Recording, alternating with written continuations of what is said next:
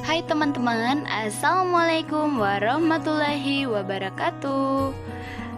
Pertemuan kelima kali ini saya akan membahas pengembangan kurikulum 2013, kurikulum darurat, dan kurikulum merdeka dengan mata kuliah telaah kurikulum dengan dosen pengampu Pak Tio Gesi Satria, Magister Pendidikan.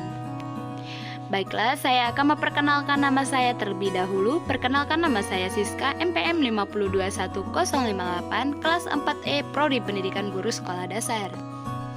Baiklah, saya akan membaca terlebih dahulu. Pengembangan kurikulum 2013 merupakan bagian dari strategi meningkatkan capaian pendidikan. Di samping kurikulum, terdapat sejumlah faktor diantaranya. 1. Seperti lama siswa bersekolah. 2. Lama siswa tinggal di sekolah. Pembelajaran siswa aktif berbasis kompetensi, peran guru sebagai ujung tombak pelaksanaan pendidikan. Pengembangan kurikulum darurat merupakan kurikulum yang dapat dilaksanakan oleh satuan pendidikan dalam kondisi khusus yang memberikan fleksibilitas bagi satuan pendidikan untuk menentukan kurikulum sesuai dengan kebutuhan pembelajaran peserta didik. Pengembangan kurikulum merdeka adalah kurikulum dengan pembelajaran intrakurikuler yang beragam, di mana konten akan lebih optimal agar peserta didik memiliki cukup waktu untuk mendalami konsep dan menguatkan kompetensi. Materi kita kali ini kita akan membahas tentang dasar pertimbangan kurikulum 2013, darurat, dan kurikulum merdeka dengan rasiologi pengembangan kurikulum 2013, darurat, dan kurikulum merdeka. Baiklah, kita akan membahas tentang dasar pertimbangan kurikulum 2013. Penyusunan kurikulum 2013 didasarkan pada 3 aspek yang merupakan landasan pengembangan kurikulum, yaitu aspek filosofis, aspek yuridisis, dan aspek konseptual. Aspek filosofis memaknai bahwa pendidikan berbasis pada nilai-nilai luhur, nilai akademik, serta kebutuhan peserta didik dan masyarakat. 2. Aspek yuridis terkait dengan RPJMN 2010 sampai 2014 sektor pendidikan dan infras nomor 1 tahun 2010.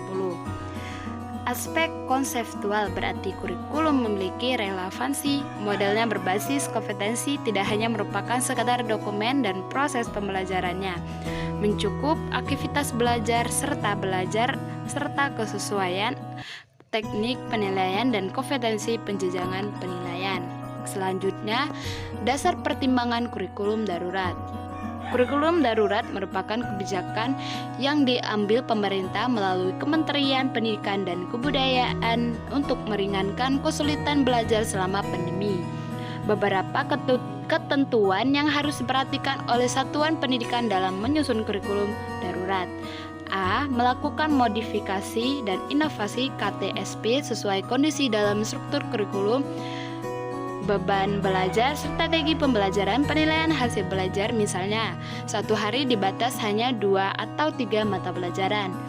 B. Pembelajaran dapat dilakukan dengan tatap muka dan belajar dari rumah dengan bimbingan guru dan orang tua.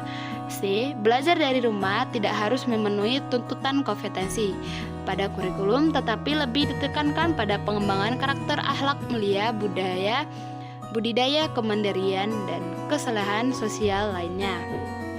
D. Kurikulum darurat hanya diterapkan pada masa darurat. Bila kondisi sudah normal, maka kegiatan pembelajaran harus kembali dilaksanakan secara normal seperti biasanya. Selanjutnya, dasar pertimbangan kurikulum merdeka. Menteri Pendidikan, Kebudayaan, Riset, dan Teknologi Menteri Nadiem mengungkapkan merujuk berbagai studi nasional maupun internasional, krisis pembelajaran di Indonesia telah berlangsung lama dan belum membaik dari tahun ke tahun. Dan Menteri Nadiem menyebutkan juga beberapa keunggulan kurikulum merdeka. Pertama, lebih sederhana dan mendalami karena kurikulum ini akan fokus pada materi yang esensial dan pengembangan kompetensi peserta didik pada fasenya. Krisis pembelajaran semakin bertambah karena pandemi COVID-19 yang menyebabkan hilangnya pembelajaran, learning loss, dan meningkatkan kesenjangan pembelajaran. Selanjutnya, kita akan membahas lagi tentang rasiologi pengembangan kurikulum 2013. Kurikulum 2013 dikembangkan berdasarkan beberapa faktor seperti tantangan internal dan tantangan eksternal, penyempurnaan pola pikir, penguatan tata kelola kurikulum, dan pengematan materi. A. Tantangan internal mengacu pada 8 standar nasional pendidikan yang meliputi standar isi, standar proses, standar kompetensi lulusan, standar pendidikan dan tenaga kependidikan, standar saran dan saran prasaranan, dan standar pengelolaan, standar pembiayaan, dan standar penilaian pendidikan.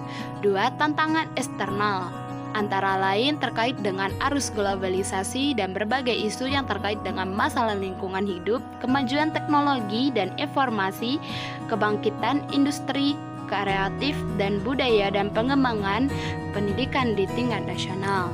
Selanjutnya, pengembangan kurikulum darurat menunjukkan bahwa kurikulum ini memberikan ruang untuk satuan pendidikan untuk mendesain kurikulum dari mulai struktur kurikulum sampai ke tahap penilaian. 1. Struktur kurikulum di masa darurat mereduksi dari kurikulum 2013 menyangkut jumlah jam mata pelajaran dan durasi waktu. Kedua, pengembangan materi pelajaran di masa darurat dapat dipilih oleh guru menteri pembelajaran dan mana yang akan menjadi prioritas dalam pembelajaran dan yang mana yang dapat dipelajari siswa secara mandiri menteri pembelajaran diperoleh. 3. Model dan metode pembelajaran dipilih oleh guru disesuaikan dengan kondisi darurat yang memungkinkan dapat mencapai tujuan pembelajaran. Kemudian guru secara kreatif mengembangkan metode dan model tersebut disesuaikan dengan kreativitas materi atau tema pembelajaran. 4. Media dan sumber belajar dapat menggunakan sumber dan media apapun yang memang disesuaikan dengan kondisi darurat. 5. Perencanaan pembelajaran atau RPP harus disusun oleh guru dalam menyusun RPP. Selanjutnya, pengembangan kurikulum merdeka. Pengembangan kurikulum merdeka adalah kurikulum dengan pembelajaran intrakurikuler yang beragam, di mana konten akan lebih optimal agar peserta didik memiliki cukup waktu untuk mendalami konsep dan menguatkan kompetensi. Guru memiliki keluasan untuk memilih berbagai perangkat ajar sehingga pembelajaran dapat disesuaikan dengan kebutuhan belajar dan minat peserta didik. Salah satu metode pembelajaran yang bisa diterapkan dalam mengimplementasikan kurikulum mereka adalah mode pembelajaran integratif. Mode pembelajaran integratif adalah suatu mode pembelajaran yang bersifat induktif secara konseptual berdasar pada aliran konstruktivis dalam hal belajar. Itulah yang dapat saya sampaikan. Sekian dan terima kasih sahabat-sahabat atau teman-teman. Selamat menonton atau selamat menyaksikan. Wassalamualaikum warahmatullahi wabarakatuh.